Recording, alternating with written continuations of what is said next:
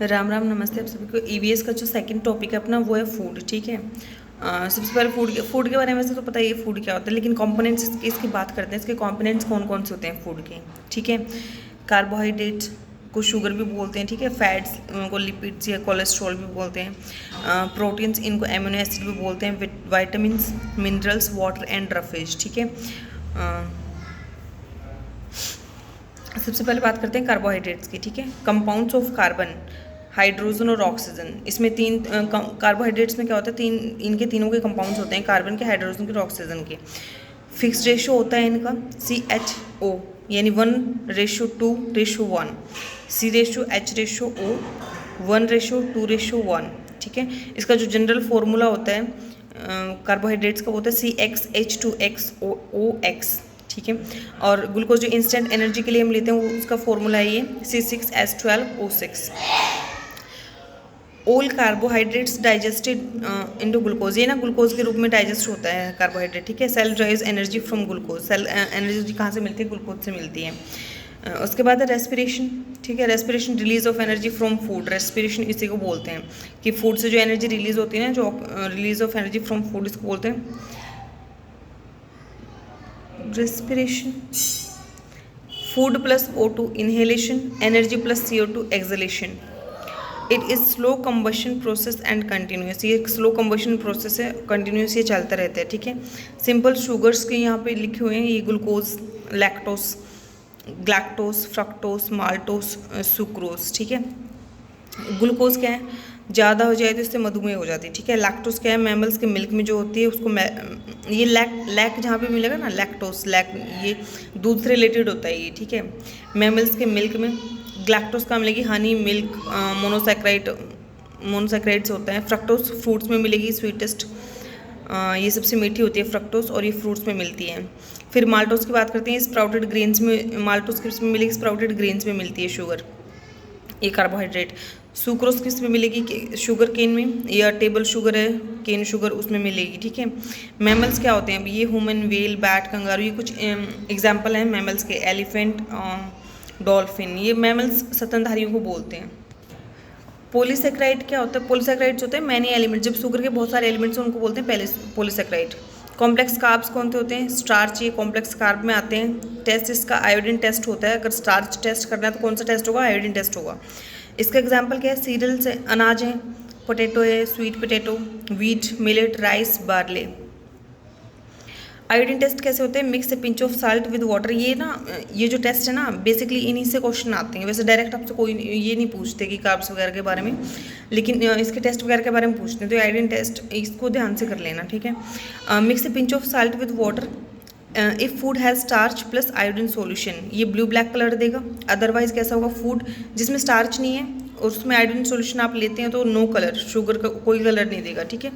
Starch food कौन कौन से होते हैं, बॉइल्ड मैश्ड पोटैटो है, मैश्ड चपाती, बॉइल्ड राइस, मिक्स्ड ब्रेड, ये ब्लू ब्लैक कलर देंगे। ये सारे इसके एग्जांपल्स भी आ जाते हैं कई बार। बॉइल्ड मैश्ड पोटैटो इसका एग्जांपल है या नहीं है, chapati, boiled rice, mixed bread. Sugar या glucose is not a starch, ये जो डायरेक्ट शुगर, ये एक स्टार्च नहीं होती, ये कॉम्प्लेक्स कार्ब्स को बोलते हैं स्टार्च। ठीक है। च्यूड ब्रेड या chapati by human plus iodine solution, ये टेस्ट फेल होगा अगर चबाई हुई के बारे में एग्जांपल आ जाता है तो, because starch is converted into maltose.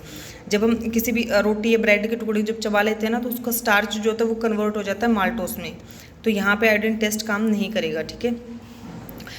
उसके बाद सेल्यूलोज की बात करते हैं। ये इसके एग्जांपल्स हैं सैलेड और फ्रूट्स। जो भी हम सैलेड्स लेते हैं, फ्रूट्स लेते हैं, सारे में सब में सेल्यूलोज होता है। सेल्यूलोज होता है क्या, cell wall of plant cell is made of cellulose. जो प्लांट सेल है ना, वो बनी, उसकी जो सेल वॉल होती है वो सेल्यूलोज की बनी होती है। ठीक है। ह्यूमन्स कांट डाइजेस्ट, हम इसको डाइजेस्ट नहीं कर सकते हैं, but we take cellulose as fibres के रूप में लेते हैं, ताकि हमारे जो इंटेस्टाइन वगैरह की उनकी सफाई हो जाए। और ये इसके और भी फ़ायदे होते हैं। No nutrients, no energy release. इनमें क्या होता है, जो फाइबर्स हम लेते हैं इसमें ना तो न्यूट्रिएंट्स होते हैं और ना ही कोई एनर्जी रिलीज होती है। ये फिर सेलुलोज किसके काम आते हैं, ये रूमिनेंट्स के काम आते हैं। रूमिनेंट्स होते हैं जो जुगाली करने वाले जानवर होते हैं, उनको बोलते हैं। ठीक है।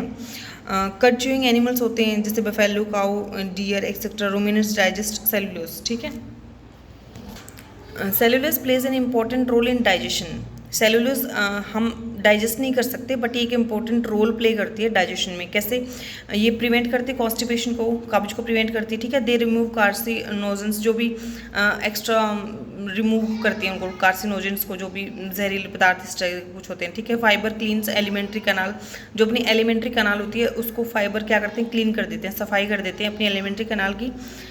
मेंटेन मेटाबॉलिज्म को ठीक रखते हैं। क्लीन बैड कोलेस्ट्रॉल, जो बैड कोलेस्ट्रॉल जमा होता है उसको भी ये क्लीन करते हैं।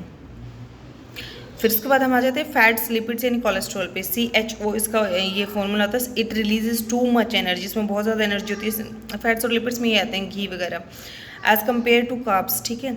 टेस्ट कैसा होता है इसका? इफ़ यू रैप, ये बिल्कुल ईजी टेस्ट है। पेपर में कोई भी चीज़ आप, जैसे कोई भी पेपर है उसमें आप वो उसमें रख दोगे ना चीज़ को, वो ना ऑयली पैचेस छोड़ देगा उस पेपर पे, इसी से पता चल जाएगा कि हाँ इसमें क्या है, ये फैट है, लिपिड है, कोलेस्ट्रॉल है, ठीक है। फंक्शन क्या होते हैं इसके? मेंटेन करता है अपने बॉडी टेम्परेचर को और हीट लॉस को प्रिवेंट करता है। वार्म ब्लडेड होते हैं। ह्यूमन बॉडी का जो टेम्परेचर होता है नॉर्मली वो 37 डिग्री सेल्सियस से 98.6 डिग्री फ़ारेनहाइट होता है। और fat acts as question to protect internal injury, अपनी जो इंटरनल ऑर्गन्स हैं उनकी इंजरी ज़्यादा उन पर अफेक्ट ना पड़े, इसके लिए फ़ैट क्या करते हैं, प्रोटेक्शन का काम करते हैं। फैट एडिपोज टिश्यूज़ में जमा होते हैं। लुब्रिकेंट्स, ग्रीजिंग, ऑयलिंग इनको बोलते हैं। Many hormones are made up of cholesterol, बहुत सारे हार्मोन्स ऐसे होते हैं जो कि कोलेस्ट्रॉल से बने होते हैं, फैट से बने होते हैं। फैट सोल्यूबल विटामिन कौन से होते हैं? कीड़ा करके मैंने इसको याद किया था, KEDA, कीड़ा। स्टोरेज एंड ट्रांसपोर्टेशन, ठीक है। हाँ, सैचुरेटेड फैट होते हैं। अनसैचुरेटेड को बोलते हैं गुड फैट, सैचुरेटेड को बोलते हैं बैड फैट। इसमें कार्बन का जो बॉन्ड है वो सिंगल बॉन्ड है, आपको भी दिख रहा होगा। इसमें LDL यानी लो डेंसिटी लिपिड प्रोटीन्स, ये हार्ट प्रॉब्लम्स होती हैं LDL से। इसका एग्जांपल है butter, ghee, oil, boiled many times, coconut oil. ये जो है ये सारे सैचुरेटेड फैट हैं, ये बैड फैट है, कार्बन का सिंगल बॉन्ड है इनमें, LDL भी इनको बोलते हैं, ठीक है। उसके बाद अनसैचुरेटेड फैट पे आते हैं, ये गुड फैट होता है। कार्बन का इसमें डबल बॉन्ड होता है, हम जो खाते हैं ये HDL, इसको हाई डेंसिटी लिपोप्रोटीन्स भी बोलते हैं। एग्जांपल्स इसके omega-3 fatty acids, omega-6 fatty acids, fish oil, oats, nuts, almonds, olive oil best है, नट ऑयल, मस्टर्ड ऑयल, ये सब इसके एग्जांपल्स हैं। नेक्स्ट प्रोटीन्स क्या हैं? दीज आर नाइट्रोजीनस कंपाउंड्स, ठीक है। प्रोटीन्स क्या होते हैं? नाइट्रोजीनस कंपाउंड्स होते हैं। ये कंपाउंड्स होते हैं, इनमें NCHO होता है, ठीक है। Also called amino acids,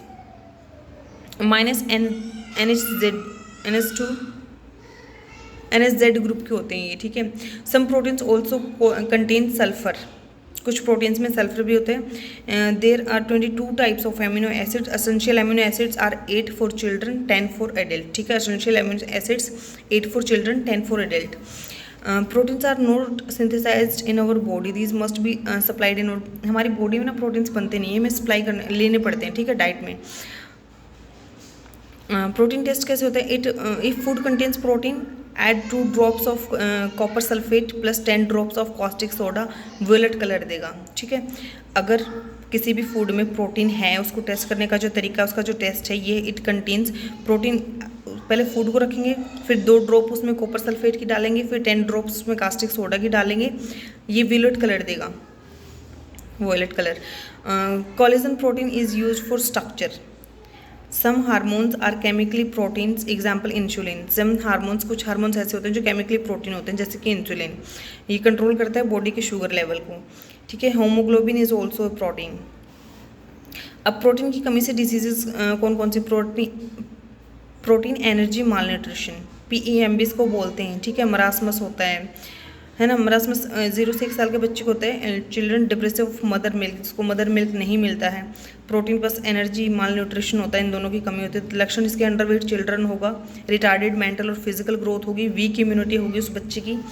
mother's milk में क्या होता है? लैक्टोस होता है, येलोइश कलर का होता है थोड़ा, और प्रोटीन प्लस एंटीबॉडीज़ होती हैं मदर के मिल्क में, ठीक है। क्वारशियोरकर होता है, मरासमस और क्वारशियोरकर, ये दोनों रोग ऐसे हैं जो प्रोटीन की कमी से होते हैं।